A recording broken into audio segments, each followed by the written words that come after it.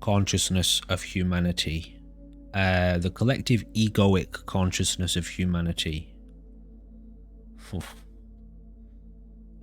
Just look on the news, and that's only a small part of the picture.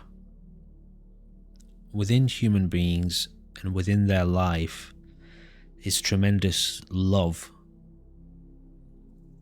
When they've got all of their needs met, people are beautiful. They're fun, they're happy, they're engaged with each other, they're connected. But our way of life as a collective is driving us deeper and deeper into insanity. And so many people get caught up in this cycle of constantly trying to make ends meet, and because of that they go insane, because it's so fraught with lack, fear of loss, control, being controlled, deception, and being led by people, being led by governments, and being led by institutions. And then greed as well is another part of it, Ashes. So because of that, even though we have true goodness in us, it gets dominated and overwhelmed by this anxious and fearful energy. And so we go insane. The human being goes insane. They lose touch with their peace of mind. And that's because the dominant way of life is leading us deeper into that insanity. So that's why when you want to cultivate peace, you have to be able to protect your peace from that energy. And the only way to do that is to know what is the cause of that energy, or rather, what causes a person to deviate into that energy. You have to know that, because if you don't know that, you won't be able to stop yourself from deviating into that energy. So that's how you protect yourself. And it all takes place inside. You don't have to go around attacking other people. Sometimes you have to kind of hold people back and push them away if they're trying to attack you, but you don't have to do anything about anyone else. It all starts with you. You cultivate your own serenity.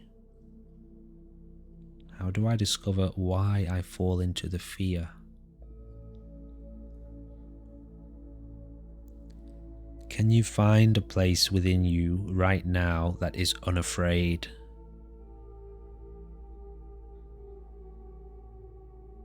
It's totally at peace. Why do you leave? Why do you leave that place? Why don't you live there? Because when you leave that place, that's when you fall into fear. But another question that you have to be able to answer is, how do I leave that place? What happens within my consciousness that causes me to lose touch? Do you really forget it? Is it not behind every interaction you have? Is it there right now in this conversation, behind this conversation? Behind this interaction? That place has nothing to prove, by the way. And it doesn't care about what I think. Well, that's something you have to learn to manage. That's part of it. There is a way to act, to govern yourself right now, in which you don't lose contact, and you can still maintain interactions. You can still do what's needed. You can still do whatever you want to do. But your every action and every thought and everything that happens, you will see through the lens of being immersed in this space and not losing contact. Because when you leave that space, you fall into anxiety and fear. And when you live in that space, you live in love, which obviously is the opposite of fear. But the important question to be able to answer is, how do I leave that space? What do I do within my own consciousness in presence? I'm in the present moment, I'm here with myself in this experience. What am I doing internally that's causing me to deviate into fear and anxiety?